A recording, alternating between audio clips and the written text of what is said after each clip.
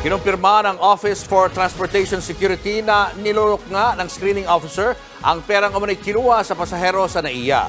Inilabas na rin ang mas mahabang bersyon ng CCTV footage ng naturang modus. Nasa frontline ng balitang yan si Shaila Francisco.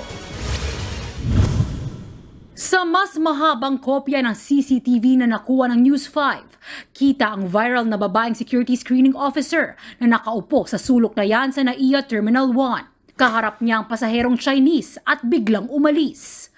Ang mga sumunod na eksena, ang kumalat ng bahagi ng video kung saan sinubo niya ang pera raw ng biyahero. Pati ang paulit-ulit niyang pagsundot dito. Pag-inom ng tubig. Sabay takip ng panyo sa bibig. Sa karugtong na bahagi ng video, makikitang lumapit ang isang tauhan ng OTS. Tila nag-uusap ang dalawa, pero naglakad din palayo ang staff. Hindi pa malinaw kung kasamang lalaking officer na yan sa apat na screening officer na inilagay sa preventive suspension matapos pumutok ang issue ng nakawan.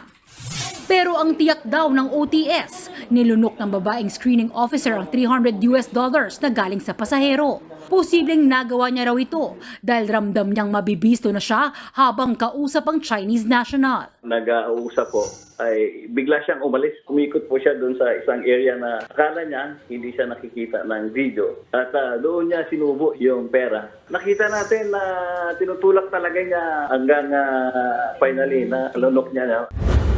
Sabi pa ng OTS, may hawak pa silang ibang kopya ng CCTV mula sa iba't ibang anggulo ng insidente. Per footages provided to us by the Manila International Airport System. Kumbinsido po yung ating mga investigators na siya talaga ang perpetrator. Sa ngayon, patuloy ang paggulong ng investigasyon sa umano'y subo pera modo sa paliparan. Nauna nang nagpahayag ng pagkadismaya si Transportation Secretary Jaime Bautista at ilang senador sa insidenteng ito. Ang Department of Tourism nangangamba rin para sa turismo at imahe ng Pilipinas dahil sa pangyayari. Suportado raw nito ang direktiba ni Secretary Bautista na maparusahan ang mga pasaway na mga opisyal.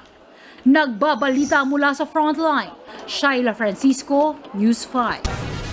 Mga kapatid, Cheryl Cosin po, huwag maging huli at maging una sa lahat para sa tuloy-tuloy na balitaan at karagdagang impormasyon sa mga napapanahong issue ng lipunan. Tumutok lamang at mag-subscribe sa social media pages ng News 5.